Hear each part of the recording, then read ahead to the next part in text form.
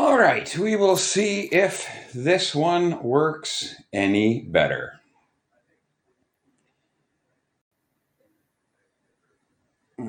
So far, it's saying I'm live. I don't know if you guys can see that I'm live or not. It might just be saying set reminder. I'm not sure. Oh, I love technology. There we go. Calculus 12, it should have the word good after it now. And we're back. You can hear me now. Fabulous. You can see the screen now. Even more fabulous. Let's see what we can do. Okay. So we had 14 people watching. As I was mentioning beforehand, you should, if you can, have your homework out of from last time. I'm going to go over question 6, and we should all be back by now.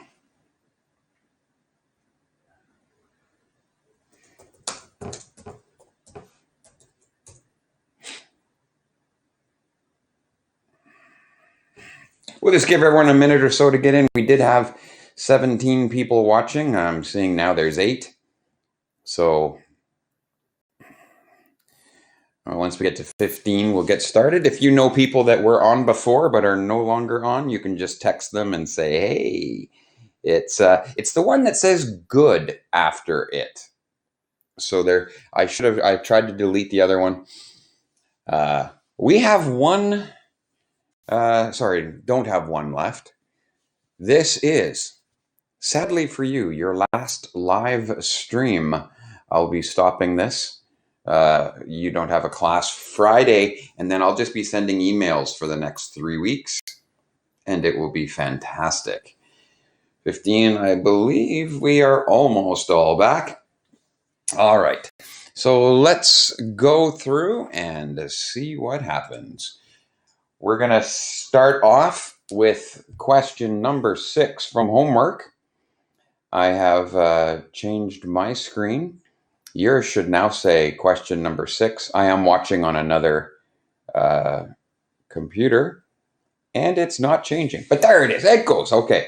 So question number 6 from the homework. Several of you said you got 5 out of 6 on the last assignment, and question number 6 was the one that tripped you up. So I will try it. And then Myrtle, of course, sent me an email saying, can you please do number 6? She sounded a bit like she was complaining. So I don't know. Moaning Myrtle isn't a brand new name, but I'm just kidding. Of course, I've just been waiting all year to use the phrase Moaning Myrtle because that's from Lord of the Rings or something. Okay, here we go. Question number 6. Let's see how that actually worked. You were given that f of x was ax cubed plus bx squared plus cx plus d. That's the only function you were given, but then you were given a bunch of conditions like f prime of 1 is this and f double prime. So let's just come up with 3 functions from that one. If f of x was that, we of course could take the derivative.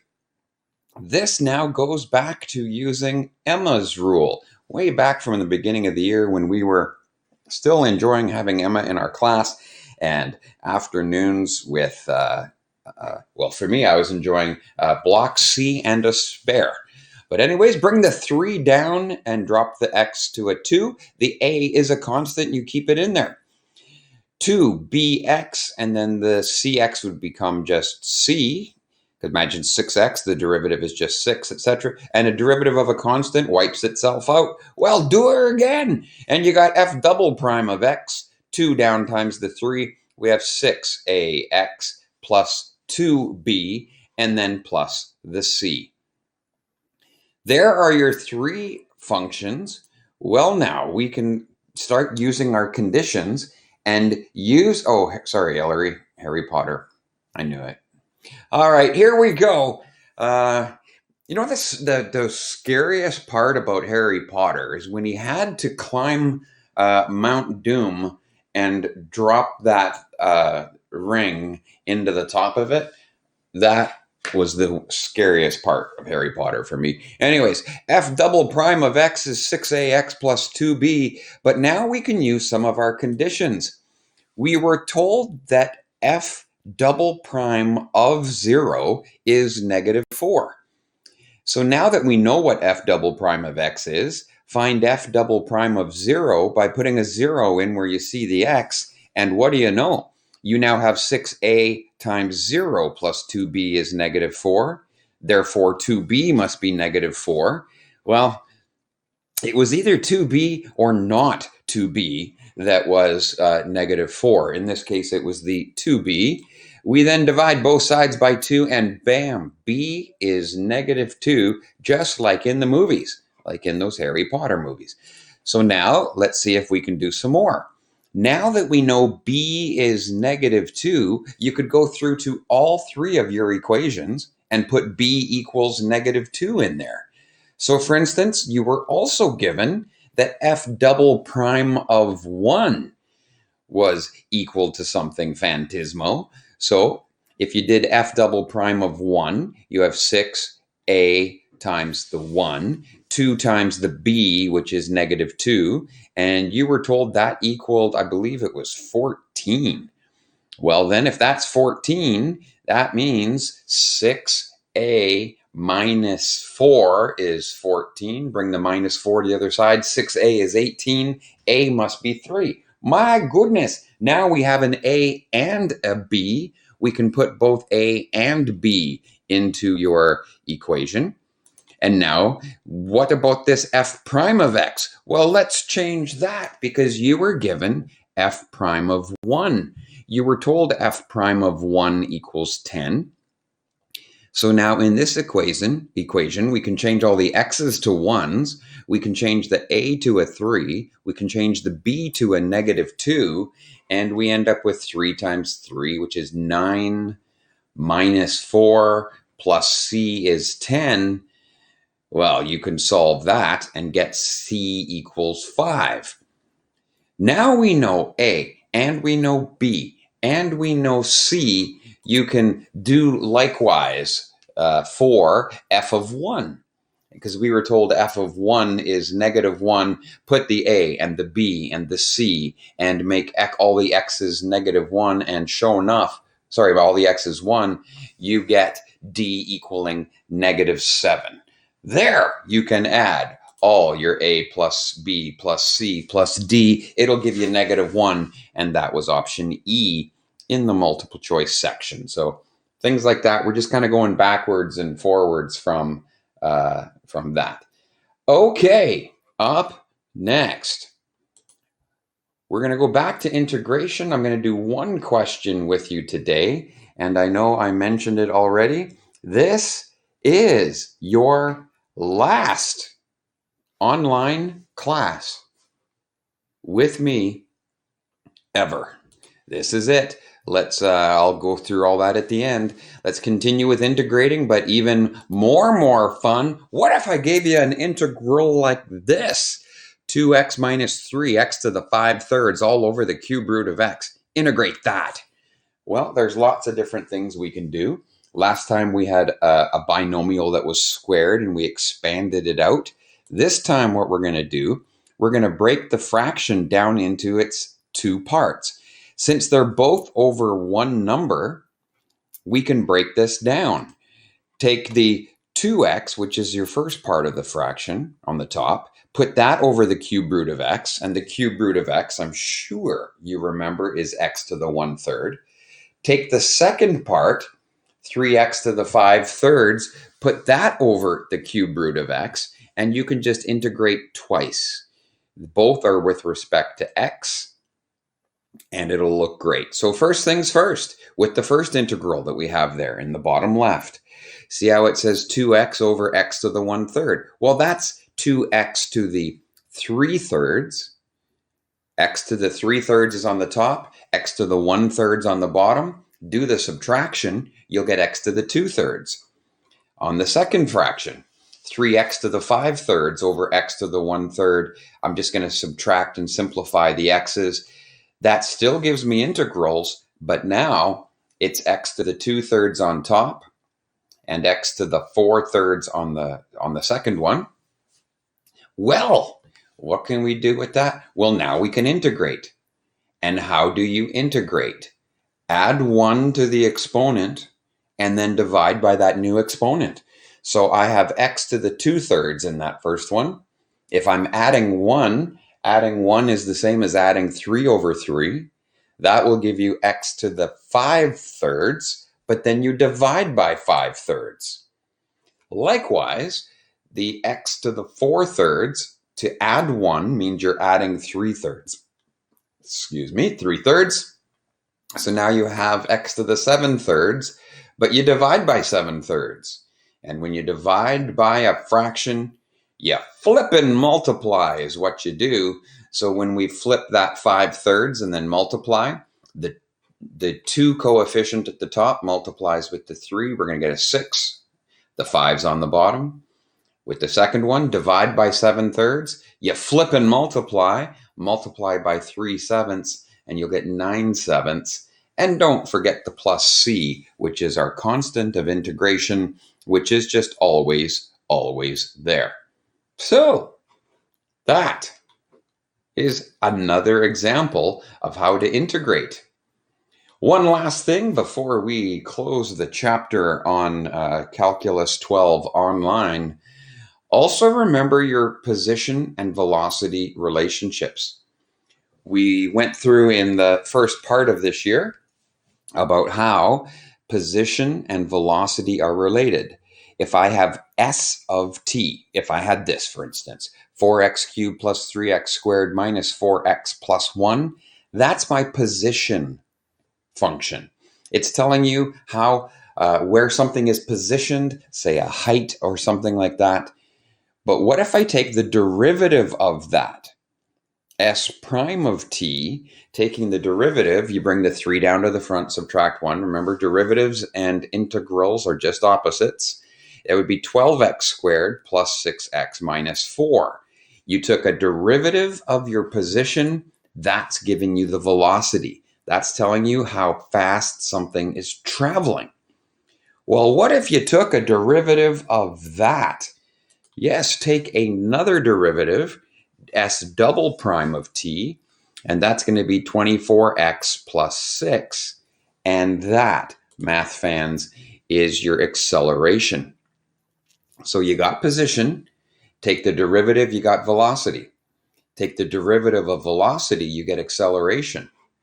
However, what if I gave you acceleration and I told you to find a position? If I give you an acceleration of an object and then give you some conditions like it's going this fast after this many seconds, and then ask you at what height it is after this many seconds, well, position, take the derivative, you got velocity. Take the derivative, you got acceleration. So if I'm giving you acceleration, how do we go back to velocity? It's the opposite of a derivative. That's an integral. So if I give you acceleration, take the integral of that, you got a velocity. Take the integral of that, and you've got the position. So there it is. Or as one professor I had in university always called it, velocity.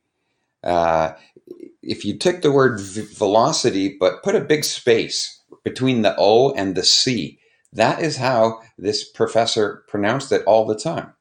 So we check out the velocity of this. And when we see velocity to be 0, velocity is where was velocity? Anyways, that's what you have the wonderful experience coming up for you. Here is your last official homework assignment. I'm going to send you an assignment today by email. It's got 7 questions. It's like a mini test. Have it done by Monday. We'll mark them together on Monday. And when I say we'll mark them together, I'm going to handwrite the answer key out. I will email it to you. You mark your own and give me a mark. Starting next week, I am back in school. So for this class, I'm not doing any more online assignments. I'm not doing any more live reporting. I will be teaching by email. So I'm going to be sending you review packages and things like that that you are free to work on. And that's it. You won't have to hand them in.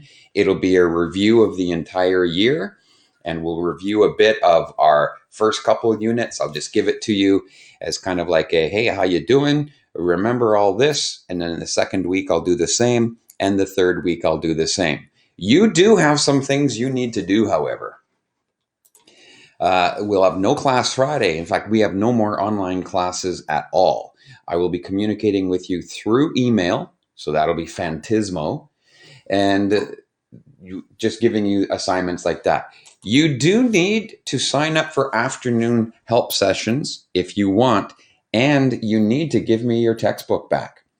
So I sent an email on Monday opening it up for anyone who wanted to come in. I've had 2 of you say, yes, I will be in on Monday. You know the 2 of you. You were the ones that sent me an email saying, can I come in on Monday?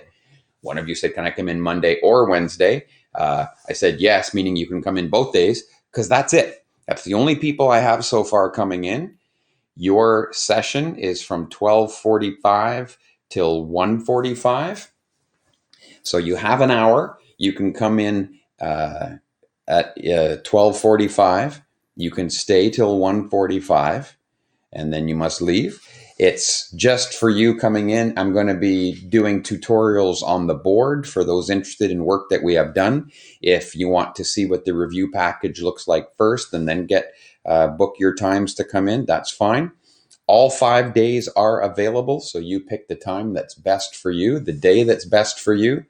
In that time, I do have some class projects I need help with. So if any of you like taking, like if you're just bored out of your mind and like taking pieces of paper out of plastic sheet protectors, I've got a job for you, because I've got, I believe it's 17 binders full, and I need all the paper taken out for recycling, and then I'll repurpose all the plastic dividers. So that will be fun also. Give me a shout. Myrtle asking, do we have to stay for the full session? You do not. What I would, right now, yeah, come and stay for 5 minutes, ask one question, drop off your textbook and go, whatever you need to do. Here's what I would not like to happen. You can't just drop in. We've been told very specifically, you can't just choose to show up at the school and say, yeah, I'm just here to bring my textbook back. If you don't have an appointment to see me, you can't bring your textbook back. I'm only allowed 6 people in my classroom at one time. So if 6 people sign up for Monday and then you show up Monday, that's no good. The other thing I wouldn't like is if a bunch of people are really trying to get in for a certain day, you sign up for the full time and then just spend 2 minutes there and say bye. Well, now I told a bunch of people no, just so you could stay for 2 minutes. So when you email me and ask me, can I come in for here? If you know you're going to be 5 minutes because you got one question, then that's fine. Just let me know that, and then I can make sure that other students get that same opportunity to come in. All right, then. Other than that, as soon as you're done, you can leave. The school is asking, that I don't have 6 people all leave at the same door at the same time and come in at the same time. Crazy. I will also see you all again on June 17th for Convocation at the Abbey Arts Center. I'm going to be there, and no matter what shift you have, I volunteered for all 4 shifts because I didn't want to not say goodbye to some of you guys. So that will be fun too. Maybe not fun for you, but fun for me. All right, then. I will send you an email now. It has your stuff. Have it ready by Monday. I will email you the answer key on Monday. And until then, thank you and good night from NBC News.